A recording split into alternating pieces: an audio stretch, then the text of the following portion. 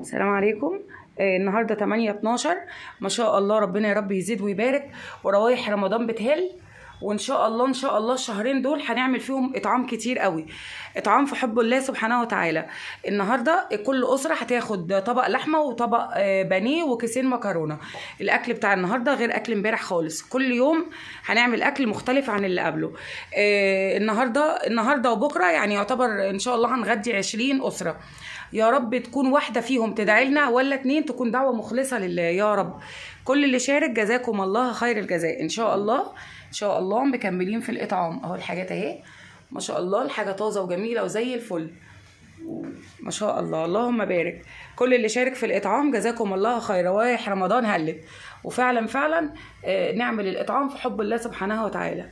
خير الناس من اطعم الناس، خير الناس من اطعم الناس. الحمد لله، ربنا يا رب يديم علينا فضله وخيره ونعمته. جزاكم الله خير.